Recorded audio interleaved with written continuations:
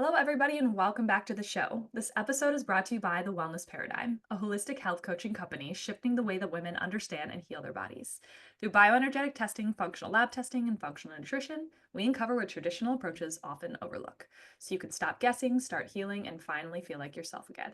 No more one size fits all protocols, just real answers, deep rooted healing, and the clarity and confidence you deserve to feel incredible. It's time to shift the paradigm of women's health. Now, on to our show. Hello and good afternoon, Kate. Hi, Shannon. So great to be with you today. And, just listening to your intro, it's like just so exciting that there's that in the world today. Thank you. It is a true passion. And we were geeking out before we recorded about all the crazy things that this work can do. And I'm really excited to showcase what you do because Kate not only helps women 50 plus clear emotional blocks, reconnect with their purpose through heart frequency alignment, energy healing, and aromatherapy retreats, but she also offers energetic support for animal companions so that, women and pets feel more aligned, balanced, well, and we were chatting about all the great things that she does and kind of where we wanted to take this conversation. And it's like, man, aromatherapy and pets is a really interesting thing that I think people don't even think about. And we know when our pets are healthier, we are healthier too. We feel better, Right. And it's just such a missing puzzle piece to so many people's health journey. Just we don't think about it. So I would love for you to explain one, who you are, how you got into this work. Well, I'm going to start by saying, did you ever feel like you just didn't quite fit in? Like you were meant to do something, but you couldn't really Yep. name what was going on. Hmm. For Yep. me, that was me for about the first 40 plus years of my life. That was I me getting lived into energy medicine. Yeah, I lived with, major depression disorder, social anxiety, and an inner voice that never had anything kind to say to myself. And so for decades, I really felt like I was an outsider, like I didn't have much purpose. And I didn't realize it then, but I can look back and see this so clearly that throughout my life, that the guides that I needed were already with me because it was my animals. Hmm. And really, through them and through their needs and their behavior and their healing, I would find my own. About 20 years ago, I reached a breaking point that after nearly 30 years of a pharmaceutical cocktail for depression and anxiety, that I felt sicker in every way possible, physically, mentally, emotionally, spiritually. And the small persistent voice just kept saying to me, if you don't change something, you're not going to be here much longer. And I tell you, Shane, I just didn't even know where to start. But as so often has happened to me, my animals did. We had gotten a horse. Her name was Scarlet. She was difficult. She was cranky. She was aggressive. I struggled to bond with her, which was so unusual. Horses usually loved me. And we used some essential oils to address a physical issue that she had. We knew nothing about them. We listened to somebody tell us, hey, try this before we tried something really aggressive medically, just to see if it would happen, Yeah. see what would happen. And here's what happened was we realized it wasn't just physical. Not Hmm. only did she feel better, but she softened. She became friendlier. She connected with the other horses. She connected with us. It was as if the oils were speaking a language that reached beyond her body, like Hmm. really right into her emotional core. Hmm. And really, that was the moment that I realized that healing isn't just something that we do for our animals. Often they're the ones leading us to heal ourselves. Hmm. So, what happened for me is when I started working with Scarlett, found essential oils, started to explore them more deeply, it was profound. Um, and for my animals, especially the sensitive one, what I found was inhalation was really such a safe, effective way to use essential oils with our animals because their sense of smell is their primary way of how they experience the world. Yeah. As humans, I believe we have about 6 million scent receptors. We have them in our nose, we have them in our skin, we have them throughout our body. But dogs have about 300 million, and horses have about 25 times more than we do. So think about like when we smell something, how that must feel when it's exponentially that much stronger for our animals. So, and when an animal inhales essential oils, these teeny aromatic molecules travel straight up into their olfactory bulb, and that goes directly into their limbic system, which is the emotional part of the brain. And this is a direct means that there's a direct line between calming and balancing and regulating on this emotional level as well as on the physical. And guess what? That happens exactly the same way for us. Mm-hmm. Yeah. And so that's part of what's so beautiful. And when we choose inhalation for ourselves or for our animals, with our animals, I often let them choose which do they like. So there's no force, there's no overwhelm, there's just an invitation that we can let them see what they want, offering them choices, observing their responses, respecting what they do choose. And we start to build a relationship with our animals, a relationship of trust.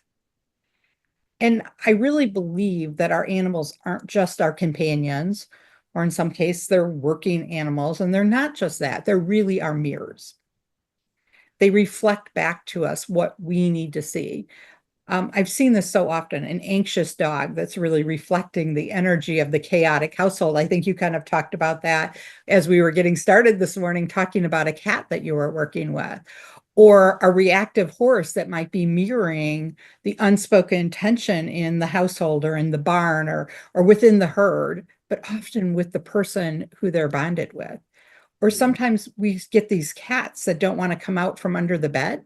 Mm-hmm. Maybe they're teaching us about the boundaries that we're not setting for ourselves, right? So often it's like such a reflection, or that animal comes into our life with that so that we can see that about ourselves.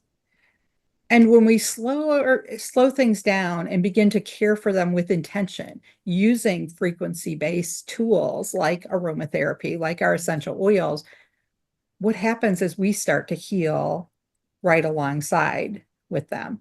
That was true for Scarlet, my horse, but it was also true for me. It inspired me to make changes because I saw what was going on in my animals. I Mm-hmm. began using them for my own emotional support. And Mm-hmm. for me, it was life saving, truly. Essential oils became a bridge, a tangible, sensory way to reconnect, to regulate my emotions and rediscover my worth. And over the years, I've explored lots of other frequency-based modalities like healing touch for both people and animals and crystals and so many different things. And I realized that my purpose was to teach others how to create these connections for their animals and for themselves Mm-hmm. with that. So and I've just witnessed it over and over and over again with that. When we care for our animals in with conscious intention, when we honor them, when we honor their emotions, their needs, their need for energetic balance, that there's a part of ourselves that gets healed too. And I just feel like it's never a coincidence. Our animals choose us. They Mm-hmm. show us what needs attention, and they walk right along beside us in that healing journey with that. And, and when we think about using essential oils with that, that how we can take a drop of lavender and it will calm your dog's anxiety, but it invites you to slow down your own breath. So true. Yeah. Or we get out a little frankincense and find that our restless animal gets grounded and centered, and that we get rooted in that present moment Mm-hmm. with that. So, and if we go back, if you're an animal lover and you've seen had many different animals in your life, and you go back and think about what was going on in your life when that animal came and how their personality and what they needed and what they brought to you made such a difference. I have an 8-year-old corgi right now. We had lost my first corgi. And I was heartbroken. He was my heart dog. He came to me, and all of this came to me at about the same time. It was like he opened a door, even though he didn't need it energetically. He opened this door for me, and he was like I did all these healing touch for animals classes. He came to all the classes with me and all of these things we really did together. And so I lost him after a battle with some big health issues, and he was 13. And I did not want another dog. I had another dog, my Gus, but I didn't want to get a second dog. And I had a friend who just kept saying, I know where there's a puppy that's supposed to be yours. And I kept Mhm. saying, I'm just not ready for a dog. I'm really not ready for a dog. And finally, I thought, well, I'm just going to go look at them. And I don't know about Yeah, you, but that's I famous never last hardly words. go look at an animal and it doesn't come home with me. But and still to this day, he is just a bundle of joy. And so it kind of in this grief that we were experiencing, and our older dog, our other dog was really experiencing and missing having a companion, which is probably that was the reason that I went to look at the puppy, because I thought Gus needed it. I wasn't going for me, I was going for Gus. But it was so interesting, that joy that he brought and how he lightened our heart and how we started to deal with our grief in a different way. And yet how he had some of those personality traits and little quirks, that our Newton that we lost, had. And so they come in there and they share with us and they heal us and they bring different things into our lives. And for me, essential oils are such a great tool when we use that via inhalation, which is such a safe, easy way to work with our animal friends, via essential oils. And I do think you need some education. I do think you need to know what's appropriate and not appropriate, in order to do it. I don't think, you should be running down to your big box store and buying essential oils and, sprinkling them all over your animals. That's inappropriate. But Yeah. with a little education and some high quality oils, these can be a cost effective and really tremendous tool to work on every level with our animals, physically, emotionally, instinctually, mentally. Even I've seen behavior issues that have just gone away in working with intention and working with inhalation with essential oils with that. So I know I talked a lot. I'm sorry. You asked one question and I kind of went on a roll No, here. I mean it's awesome. It's an interesting take. I think we've really I'm not the most person that's educated on essential oils. I believe in them. I use them, some clients use them, but there's a lot of education that I think is really helpful. I think you have something specifically around pets, which is going to be really interesting to check out. But that this is a very powerful modality. I think people oftentimes really underestimate the power that small shifts can make, and again, energetically, how much you rub off on your pet, and likewise. I mean, we were geeking out about this because I run bioresonance scans, I do pet scans, and you know, oftentimes when we're doing an emotional component, you have to talk with the owners like, hey, there Yeah. might be something going on here that your cat or your animal, horse, whatever is picking up. And sometimes it's not always us, sometimes it's generational, especially if they're like adopted or rescued or things like that. But oftentimes I feel like we look at things like we have to fix all of it versus like, what is this animal also reflecting? I thought that was really interesting, because I feel like we're always just trying to fix instead of look at like, And when I do healing touch for animal sessions, with a client, whether it's virtually or in person, and so often I see that reflection, and yeah, sometimes people are ready to see it and hear it, and sometimes they're not. for sure. And that's okay, because we all come to our healing when we're ready for it, I believe. But essential oils, because of the power of the inhalation, even if we're just using them for our animals, not for us. And I have to tell you, it was a year. I used essential oils for a year before I bought one specifically to use for me and not for my animals. So I get that. But when we're using them for our animals, we're also healing ourselves. We're also bringing that balance and that alignment and raising our own vibrational frequency when we're using the oils on our animals. And especially when we're consistently using them, like by putting them in a water-based diffuser, or rubbing them on our hands and allowing our animals to smell them off of our hands, or something really simple like that, that we are also having that same effect. It goes up through our olfactory bulb, it goes through our limbic system, it starts to balance our emotions, as well as fixing some of those things, fixing maybe isn't the right word there, healing, bringing our body back into that right space to be able to heal and self-heal, that we can start to feel better. Because when we're not in pain, whether that pain is physical, emotional, spiritual, when we're not in pain, things start to feel manageable. We don't feel overwhelmed by everything. And as you said at the beginning, I work with a lot of women over 50. I would say primarily most of them have some animal in their life. Probably not everyone, but most of them. But so often, like we just aren't in that, ready to take that step yet. Or we are finally ready and we don't know what that next step is, to be able to do that. And I've just found essential oils to be such a catalyst to move us forward, to use with intention, and to start with something little that doesn't overwhelm our system, because so often we're so depleted, we're so drained, and now we have an animal that's got an issue too. And, like, I can't take care of myself. How am I supposed to be taking care of Yeah. what's going on, with my husband, with my kids, with my grandkids, with my animals now, and it feels overwhelming for us. And so sometimes it allows us just to slow down and look at things differently and use that intention and use that space to be able to look how we can heal together and we can walk that same path together. And that feels really important, for me and for my animals. I love that. I love that point of view. Um, it's so important, and I mean, we could get into a whole hour-long conversation about women and functional freeze and just nervous system overwhelm, but it's Yeah. true. Like, you know, sometimes that dog are like, one more thing, are you kidding? And it's like, what is this trying to teach me in this moment? Is it to slow down? Is it to heal them, to heal me, to whatever it is? So I think that's really powerful for a lot of people. I know essential oils for animals can be toxic. I'm sure in certain amounts, maybe certain kinds. I'm curious, what are the ones you primarily work with, and maybe ones you stay away from when it comes to animals?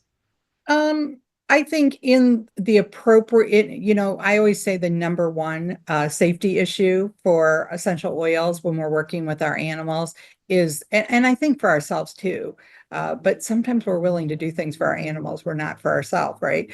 But I always say the number one safety rule is that you have to be using a high quality oil, an authentic, unadulterated, non-synthetic. You have to do some research. You have to know where that oil is coming from. And you can't buy them from the big box store. I like avoid where they are in the store because it's like a black hole that wants to suck, it's like, ugh, it just feels bad. So Yeah. I think that's the number one, you know, primary thing is we have to use high quality oils. And even oils that, like oils that are high in a chemical component called phenols Mhm. are difficult for some animals like cats and birds and some of our small animals to be able to metabolize. They don't have the same liver detoxification pathways, that people have. And dogs and horses, because we metabolize similarly to a dog and a horse. And so you'd want to avoid oils that are high in phenols if you're working with those, unless under really specific conditions, you might not. But so things like oregano and thyme and clove, some of what we might consider to be hotter oils that we have to be careful, with that. Now, that being said, those are great immune stimulators for us and for our dogs. And so for some of our animals, they can be great oils to work with. But for other animals, we really have to use caution. And there's gentler, different chemistry, in other oils that can be really powerful to work with, for our cats and for like our little pocket pets, our little, furry guys and amphibians and some of those that we maybe would not want to use those warmer, oils on. There's a lot of like really bad press out there on tea tree. I find tea tree to be an amazing oil, for our animals. I'm a little more cautious with cats, but I don't think that you can't use it, in the right circumstances. So the primary reason that we see so much that, oh, tea tree is so bad is because there's lots of tea tree may be, it's probably in the, top five for sure, adulterated oils in the world. Mm. And it's in a lot of cleaning products Mhm. and other products that have synthetics and petrochemicals and probably even synthetic tea tree in it. So a lot of times those sort of products get used, and then what do we blame?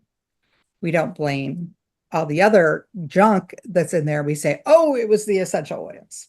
Yeah. And so, like, I know for a while there was, some things going on, and it's like they poured, you know, several teaspoons of oil on a dog, and the oils came from a big box store, and it was like they, of course the dog had huge issues. Yeah. And you can't really blame the tea tree. It would be like if we gave our dog a half a bottle of aspirin and then decided that, oh, why would that happen? That why would we be surprised when we're using a poor quality product in an inappropriate amount, inappropriate, maybe even application to do that. So we, as I think, in the United States of America anyway, there's kind of this more is better kind of mentality that we have. And I really feel like, especially with essential oil, that we start low and we go slow. We start with a little bit. Oftentimes with an animal, I will, because of their all those scent receptors that I talked about, is maybe just crack the bottle. Maybe just offer them the lid of the bottle. Maybe putting one drop on my hands and rubbing it, and then starting out 2 or 3 feet away from the animal and see if they respond. Do they leave the room or do they come nearer to me? Mm. Because they're smelling things across the house and getting that into their system. Just because we don't doesn't mean that they don't. So we're responding to it. We just don't, consciously realize that we're responding to it. They do. They can smell that. They accept that, they do that in a better way. And I just think a little education goes a long way. There's just a few good basic things that you can do with your animals in using aromatherapy that can be so powerful. And if, people are interested in that, that's something that I have available.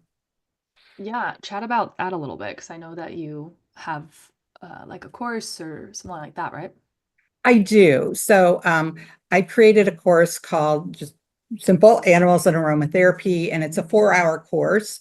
And it talks about lots of different things that we can do in using oil safely and effectively and with heart, and how we can use them like for fear.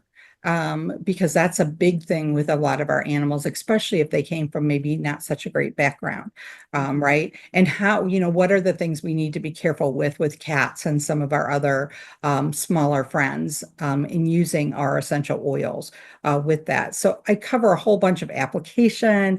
I think there's even a couple little videos with me and my dog in this one that where I show putting the oils on there. And so I have that, and usually I sell that for $199. And as I said, it's 4 hours, it's on demand, it's easy to do, it's cut up into little, bite-sized sections, so you don't have to listen to 4 hours at a time.